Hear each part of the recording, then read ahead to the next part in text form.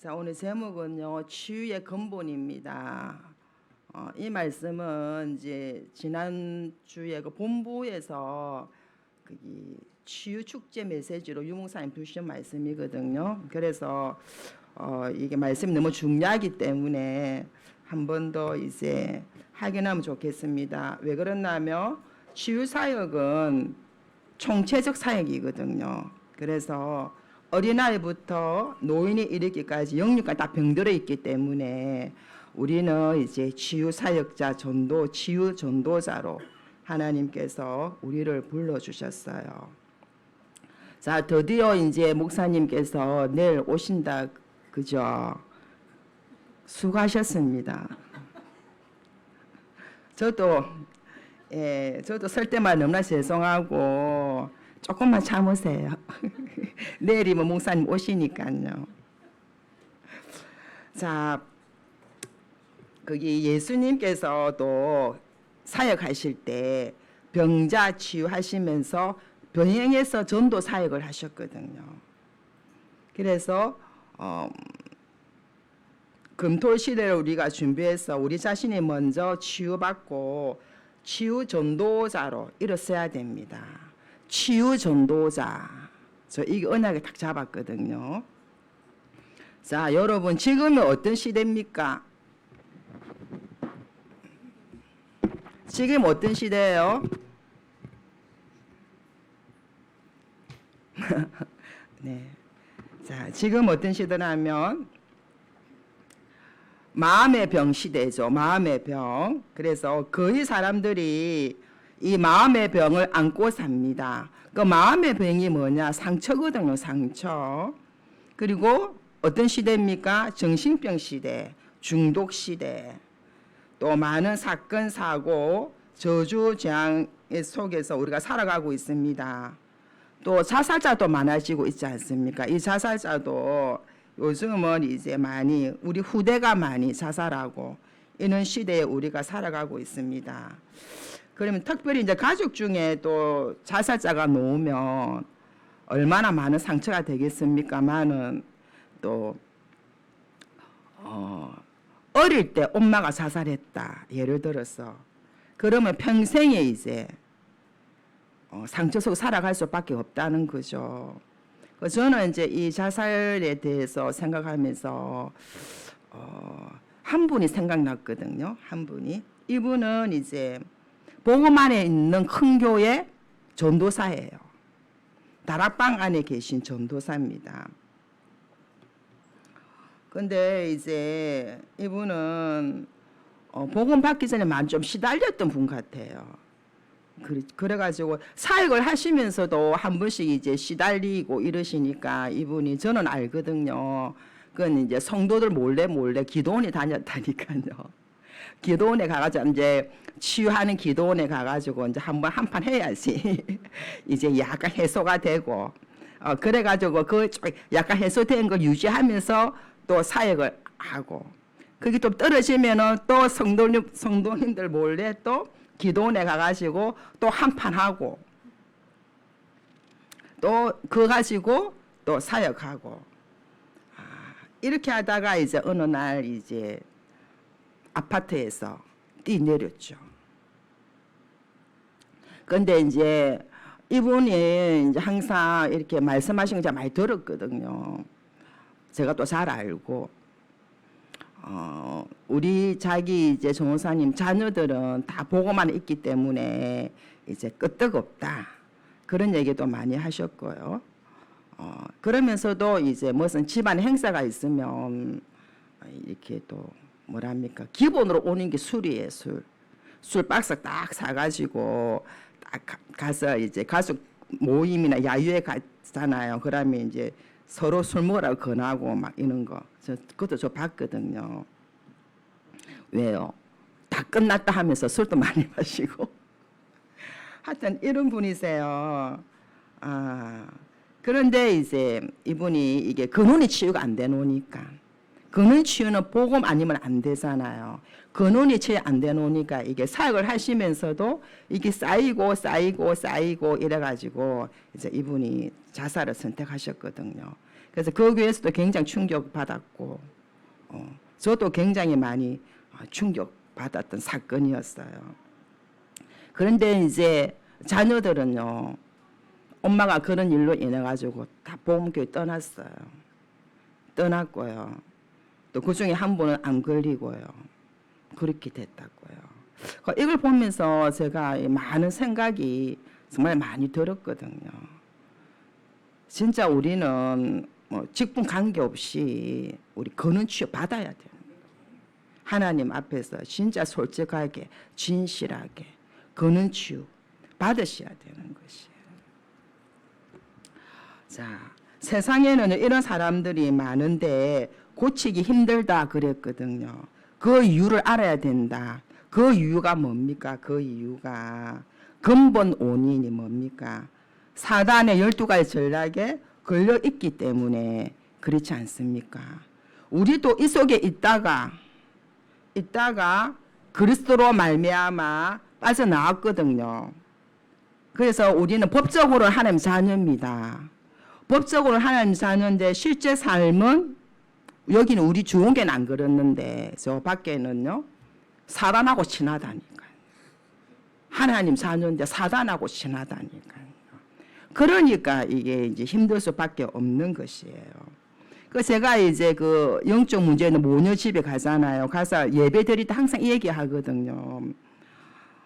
엄마하고 딸은 하나님 자녀 맞아. 맞는데 사단하고 지내. 그 얘기 하거든요. 제가요. 하나님 자녀하고 지내야 되는데 하나님 자녀가 사단하고 친하다니까. 왜 친한지 말해줄까? 이랬거든요. 왜? 예배 드리기 싫어하잖아. 말씀 듣기 싫어하잖아. 예배 드리자면 도망가잖아. 말씀 안 듣잖아. 그게 뭐야? 사단과 친한 거지. 사단은 뭐 하기를 원해? 예배 드리기를 방해하지. 말씀 듣는 것을 방해하는 것이 사단이 하는 일인데 이 두 분은 하나님 자녀지만 예배 드리기 싫어하고 말씀 듣기 싫어하고 예배 드리러 오면 도망가 삐고 누구하고 친한 거야?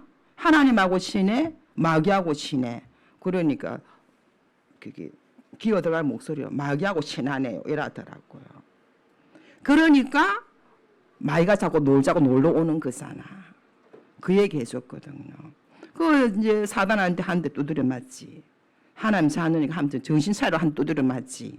양 사방 다 두드려 맞아요. 그러니까 이분 뿐이겠습니까? 아니요. 현장에면요. 하나님 자녀인데도요. 심지어 전도자인데도요. 삶은요. 사단하고 친해요. 그래서 안 되는 거예요. 그래서 불신자만 사단 12가지 전략에 걸려 있는 것이 아니고 복음 안에 있는 우리도 12가지 사단의 전략에 걸려 있는 부분이 많이 있단 말입니다. 그것 때문에 안 되는 것이에요. 또 이유의 원인이 있거든요. 무슨 원인이 있습니까? 각 사람은요. 사단이 집을 짓고 있어요. 사단이. 그러면서요. 견고한 요새로 진치고 있거든요. 눈에 안 보이는데 세상 임금. 이 세상에 왕노를 하고 있단 말입니다. 이게 이유의 원인이에요. 원인. 그러면 환경의 원인도 있거든요. 환경의 원인이 더 어렵게 만듭니다. 그게 뭐냐면요. 가문의 영적 배경요. 가문의 영적 배경. 그리고 부모님으로부터 받은 상처 있잖아요. 가정의 환경에 의해서 이게 더 어려워진다니까요. 요까지만 해도 또 그나마 괜찮아. 자신 스스로가 흑암 속으로 빠져든다니까요.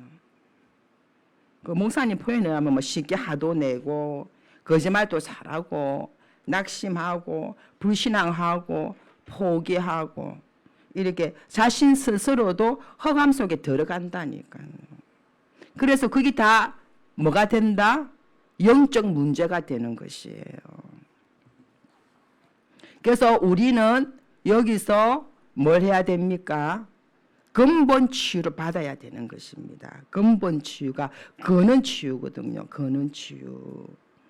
그래서 근본 치유가 되었다는 말이 뭡니까? 망대를 바꿨다는 말입니다. 망대.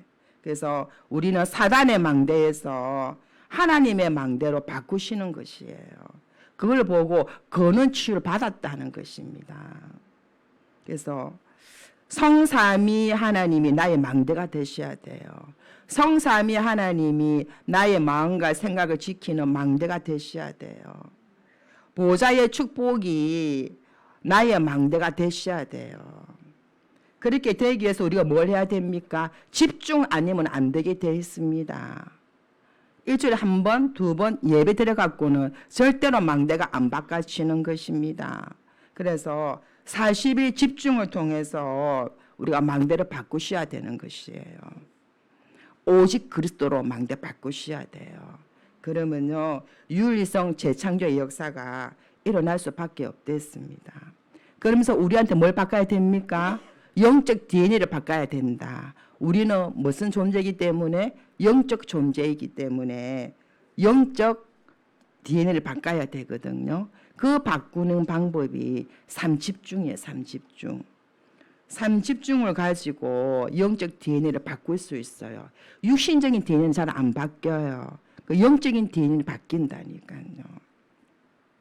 그래서 우리가 삼집중을 통해서 삼응답을 통해서 삼세팅을 통해서 이 영적 DNA를 바꾸고 누릴 수 있어야 되는데요. 자, 삼집중에서 뭘 해야 됩니까? 아침에 눈 뜨면 하나님 바라보는 그 시간이 반드시 있어야 됩니다. 그리고요, 밤에 주무시기 전에 하나님 말씀 듣고 하나님 바라보는 그 시간을 가지고 주무셔야 된댔습니다. 시작과 끝이 중요하댔습니다. 시작과 끝이. 왜요? 시작과 끝이 거기 각인된다 그랬어요. 여러분들이 밤에 이제 예배 드리고 나서 주무시기 잠이 안 와가지고 뭐 드라마나 보고 또 주무실 수도 있잖아요. 그러면 그 드라마 본 게 각인된다니까. 예배 드린 게 각인되는 게 아니고요. 그렇죠. 그래서 아침에도 있죠. 하나님 바라보는 그 짧은 시간이라도 그 시간이 각인되는 것입니다. 그래서 아침과 밤 하나님 바라봄으로 그게 각인된 사람은요, 낮에 모든 것을 기도로 연결시킬 수 있거든요. 그러면 지극히 선한 것을 분별할 수 있어요. 사람 만났을 때 안 썩고요. 지극히 선한 걸 분별할 수 있거든요. 아침과 낮 바라보는 그 힘을 가지고 낮에 사람 만나고 문제와 사건 만났을 때 지극히 선한 것이 복음으로 재해석이 되는 것이에요. 왜요? 아침과 낮 바라보는 그걸 통해서 우리의 영적 상태가 바뀌어져 있기 때문에 그런 것입니다. 그러면은 이제 문제 오면은 뭐가 보여요? 답이 보이거든요. 왜요? 삼응답 속에 있기 때문에. 그러면서 갈등이 생기면 뭐 할 수 있습니까? 갱신할 수 있거든요. 그래서 신앙생활 잘 하시는 분들은 항상 하는 얘기인데요. 갱신을 잘 하시더라니까. 어린아이가 말을 해도 갱신하더라니까요. 그 참 응답하는 사람 다른 것 같아요. 그리고 초신자가 얘기하는데도 그 속에서 하나님의 음성을 듣더라니까요. 그거 봤거든요. 또 어떤 목사님도 성도가 말하는데 하나님의 음성을 듣고 이렇게 갱신하고 이런 게 참 많더라고요. 아, 이런 분은 하나님의 사람이구나. 믿음의 사람이구나. 이게 제가 볼 수 있더라고요.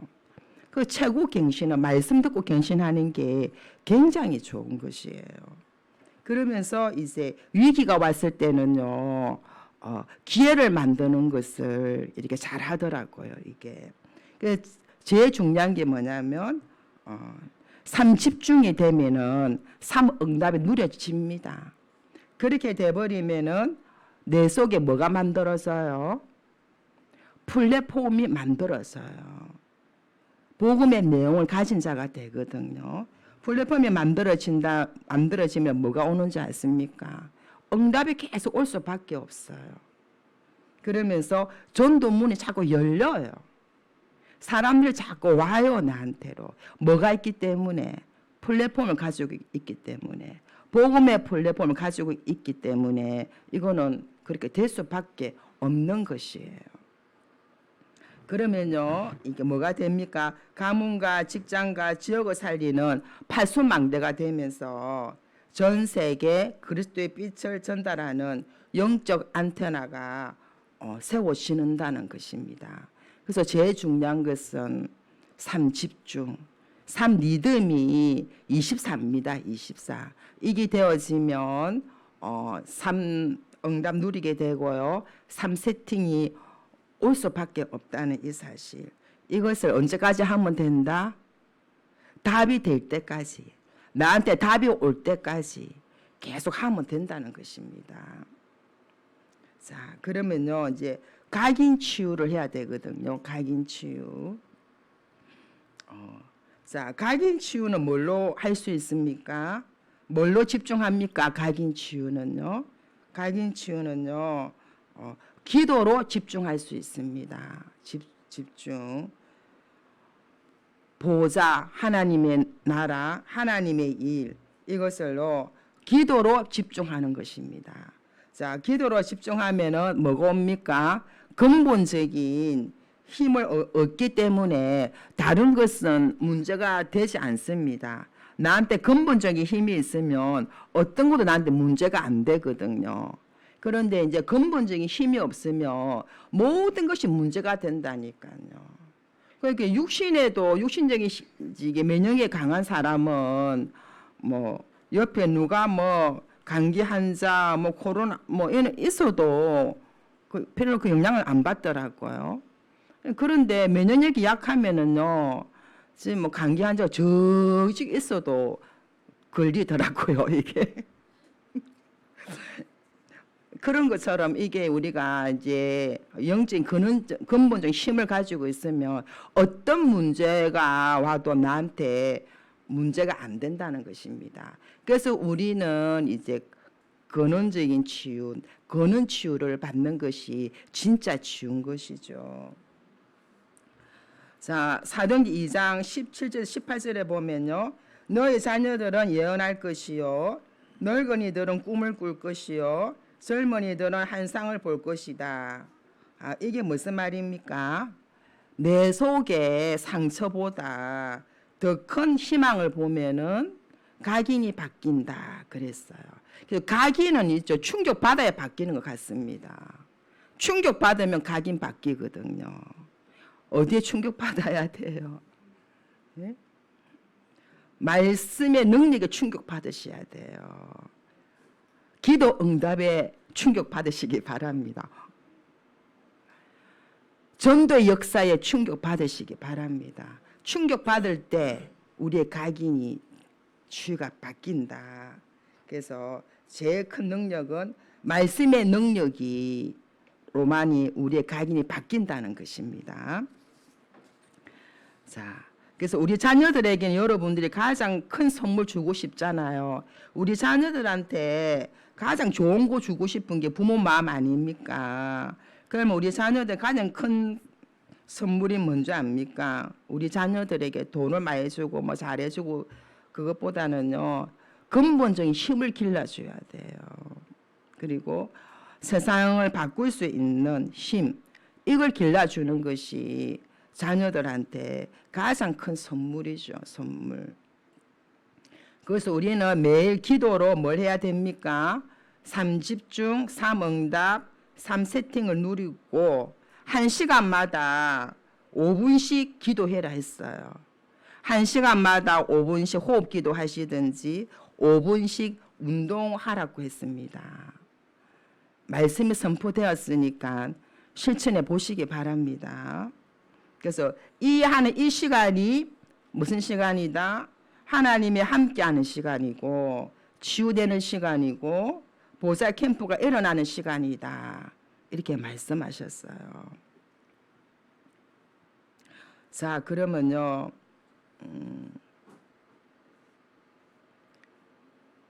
재창조의 치유는 어떻게 하면 됩니까? 재창조의 치유. 고린도후서 12장 1절 10절에 보면은요. 사도 바울이 몸 안에 있었는지 몸 밖에 있었는지 모를 정도 깊은 기도 속에 들어갔다 그랬거든요. 그런데 이것도 이게 진짜 기도로 굉장히 사단이 방해를 많이 합니다. 방해를. 그래서 이제 기도 좀 하려 하면 온갖 잡생각이 다 들고 막 이렇게 방해를 많이 하거든요. 그래서 모든 생각을 사로잡아서 그리스도께 복종시켜야 된다 그랬는데 어떤 목사님 메시지 들어보니까 이 목사님은 새벽에 기도하려면은요 한 1시간 정도는 영적 싸움 해야 된대요. 깊은 기도에서 못 들어간대요. 이게 온갖 잡생각이 다 들고 막 사람 말한 거 생각 다 들고 막 그렇대요. 1시간을 막 이게 막 영적 싸움 하다가 1시간 후에 그때서 깊은 기도 속에 들어가는 것을 많이 경험한다고 하더라고요. 그 저도 이거 참 맞다는 생각이 진짜 이렇게 많이 들어요. 그 사단이 이 복음 가지고 기도하는데 깊이 들어가도록 방해를 하겠죠, 그죠? 그래서 깊은 기도 속에서 우리가 치유의 역사 일어나거든요. 그래서 고린도후서 5장 17절에 보면요, 새로운 피조물이라 그렇게 말씀하셨습니다. 그래서 금토일 시대 세 가지 뜰 묵상 시대 키가 뭐냐면요, 근본적인 힘을 회복하는 것이다. 근본적인 힘. 그래서 근본 치유가 일어나야지 그게 진짜 치유거든요.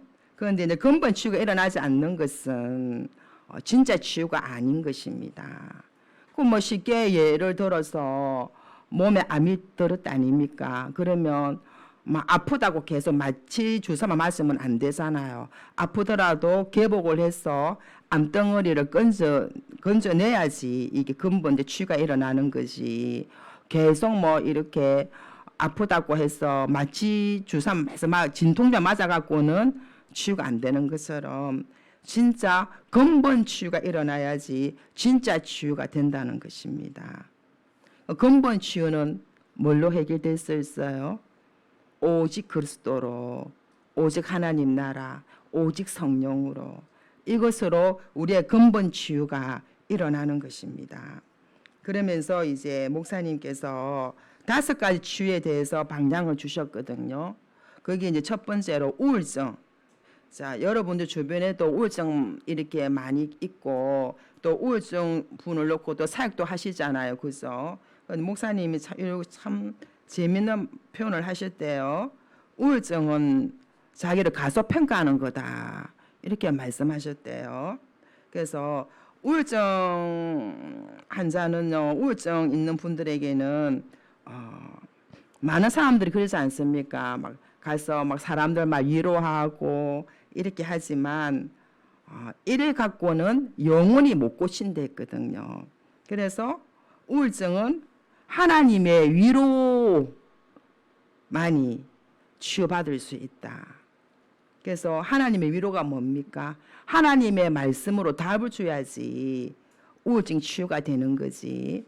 이 사람과 만나가지고 하루 들어주고 힘주는 말하고 막 같이 울어주고 대화 많이 같이 해주고 임신은 좋을 줄 몰라도 영원히 못 고친다 그랬거든요.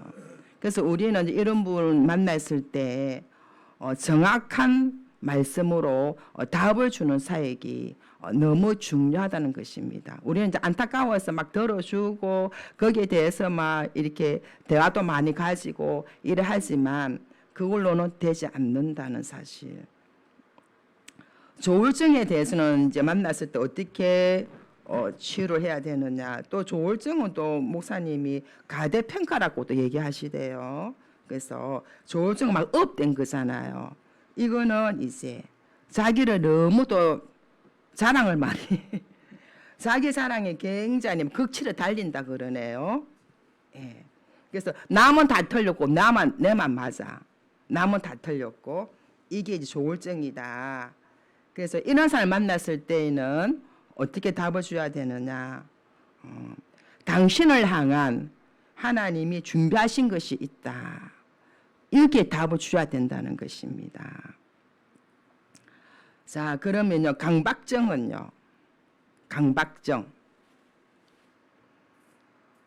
강박증은 정세가 뭡니까? 막 스스로 막 불안해하는 거예요. 불안한 일도 없는데 스스로 막 불안해하면서 이 사람은 무조건 내가 잘못했다 이렇게 말 빠져 있어요. 뭐가 남이 좀 한 것도 내가 잘못했다. 뭐 해도 내가 잘못했다. 이런 게 많고 또 이제 반복적인 행동을 많이 한다는 것입니다. 그러니까 쉽게 말하면 손 씻었는데 또 씻고 또 그리고 이제 청소 계속 막 깨끗하게 결벽진 비슷한 이런 게 강박 증세라 그러더라고요.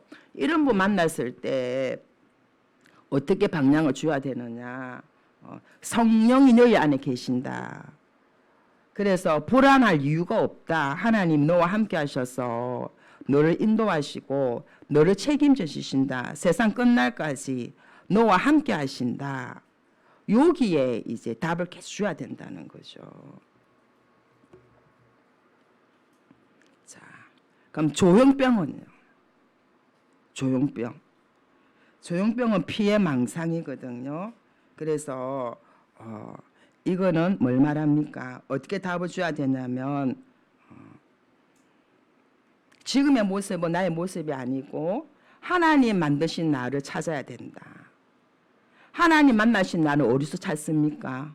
복음 안에서 찾는 거예요. 지금의 모습은 네 모습이 아니야. 하나님 만드신 나를 찾아야 되고 하나님이 주신 게 있어. 그리고 하나님이 주신 현장이 있다. 이거를 복음 안에서 찾도록 만들어줘야 된다는 거죠. 조용병 환자들에게는요. 그렇게 만들어주려면 이건 어디 안에 있어요? 복음 안에 있기 때문에 이분을 뭐 하게 만들어야 돼요? 복음에 집중하도록 만드셔야 되는 거예요. 복음에 집중하면서 그 속에서 하나님이 만드신 나를 찾게 만드셔야 되고 복음에 집중하면서 복음 안에서 하나님이 나에게 주신 것을 찾아야 되고 하나님이 내게 주신 현장을 찾아야 되는 거예요. 그런데 복음 안에 있는 사람들도 이렇게 하나님 만드신 나, 하나님이 내게 주신 거, 내게 주신 현장 못 찾는 사람 굉장히 많아요. 그래가지고 사람들 물어보거든요. 이거 하나님이 주신 현장 어떻게 찾아요? 나 못 찾았는데요. 어떻게 찾아야 돼요? 이렇게 물어보신 분 있거든요. 그러면 답은 어떻게 해서요? 더 복음에 집중하세요. 그렇게 답 줘야 돼요. 예. 복음 안에서 하나님 만드신 나를 찾으셔야 되고요. 반드시 하나님 내게 주신 게 있거든요. 주신 현장이 있거든요. 이걸 못 찾으면 어떤 일이 일어나느냐. 다른 사람과 자꾸 비교돼요. 비교합니다. 자꾸. 저 사람은 저런 역사를 나는데 나는 왜 이렇노. 이렇게 자꾸 비교한다니까요. 뭘 못 찾아서 그래요? 하나님이 내게 주신 걸 못 찾아서 그런 것이에요. 그래서 이런 분들에게는 하나님이 주신 하나님이 나에게 주신 거, 주신 현장 찾을 수 있도록 계속 복음에 집중할 수 있도록 도와드리면 된다. 그 방향을 주셨거든요. 그러면요, 공황장애 요즘 많잖아요. 공황장애. 자, 공황장애는 어떤 증상입니까? 멀쩡하다가 또 갑자기 막 불안해가지고 막 숨이 차고 호흡이 가파지고 막 극도로 막 불안해하고 뭐 어쩔 줄 몰라 하는 게 공황장애거든요. 이런 사람 만났을 때는 이런 사람 만나고 사역할 때는 어떻게 해야 됩니까? 다른 세계가 있다는 것을 알려줘야 되는 거예요. 다른 세계. 그래서 어떤 세계입니까? 우리는요. 하나님 나라도 있고 흑암 나라도 있는 것입니다. 그래서 성삼위 하나님이 나와 함께 하시고 보좌의 축복을 누리면 뭐가 무너집니까? 지옥의 권세가 무너지고 사단의 권세가 무너진다는 사실을 말해주고 알려줘야 되는 것입니다. 그래서 이제 우리 자신도 우리 복음만 있는 우리도 이 5가지 있는 사람들 많아요.